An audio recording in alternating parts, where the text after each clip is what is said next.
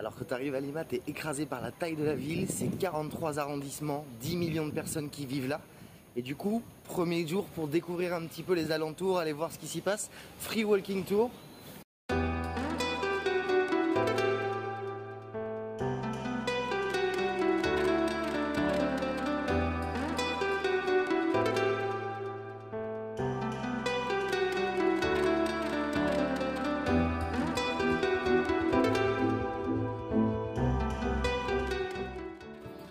Alors en plus de te faire découvrir un quartier canon de Lima, le Free Walking Tour ça te permet aussi de rencontrer du monde.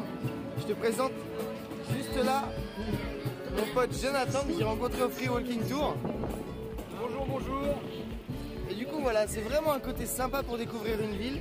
Oublie pas de lâcher un pourboire à la personne qui fait le guide parce que c'est son seul salaire. Et en tout cas pour des villes aussi grosses que Lima, c'est un vrai bon moyen pour faire un premier pas dans la ville, les premières journées, découvrir un petit peu le quartier, un peu son histoire, ça vaut vraiment le coup.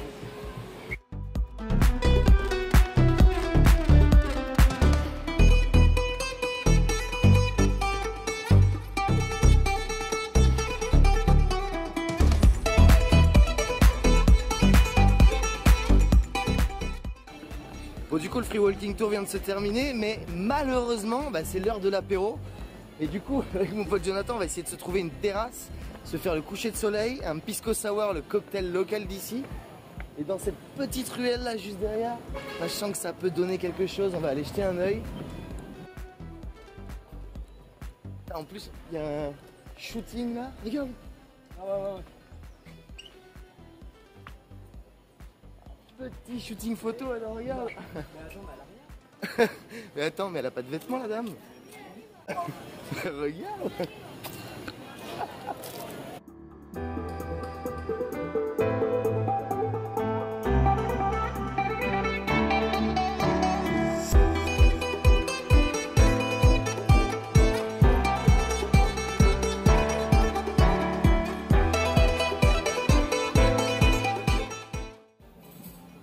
Oh, c'est pas mal ça. C'est bien, hein.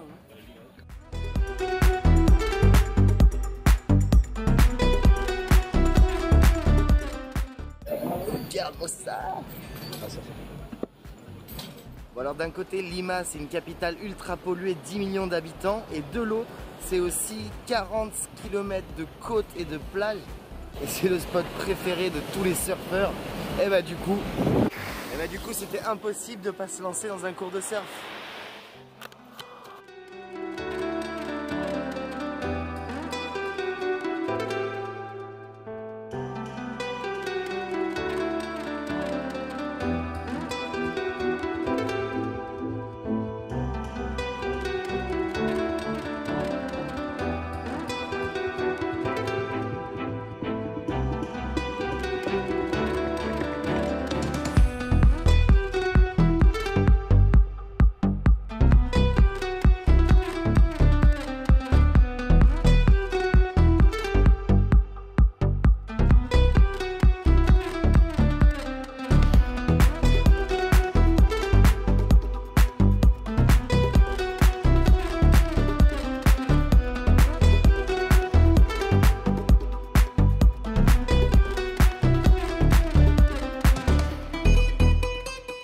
Alors je suis en train de terminer ma visite de Lima et je me trouve ici dans la vieille ville, dans le centre historique de Lima.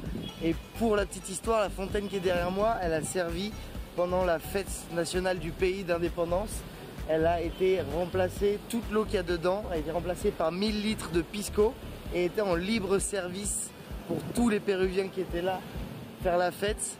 Ça a dû être une orgie pas possible et c'est le monument le plus ancien que tu vas retrouver sur toute la place qui est ici.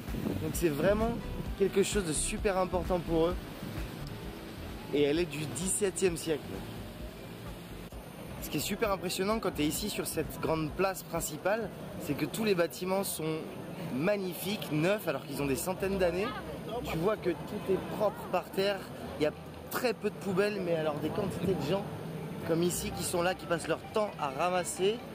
C'est incroyable. Et pourtant là juste derrière, si tu vas droit derrière, tu tombes dans le quartier le plus malfamé de tout Lima, dans lequel tout le monde te déconseille d'aller. Donc il y a vraiment une rupture monstrueuse en quelques rues, entre l'argent, le pouvoir, le gouvernement et tout le centre historique fait pour les touristes et les vrais quartiers de Lima dans lesquels les gens vivent. Et parfois dans une pauvreté terrible, donc ça jure énormément. Alors c'est vrai que c'est magnifique, ces balcons là en bois ils sont incroyables, mais quelque part la différence elle est tellement contrastée entre les deux que ça te laisse un petit goût amer quand même dans la bouche.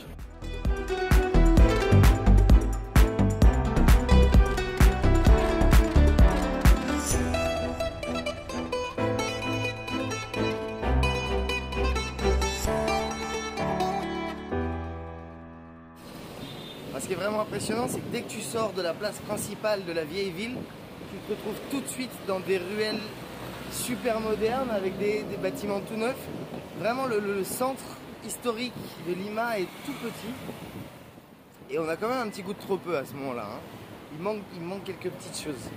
Mais bon, en tout cas, j'espère que tu as aimé cette vidéo. N'hésite pas à me dire en commentaire et moi je te dis à bientôt pour de nouvelles aventures.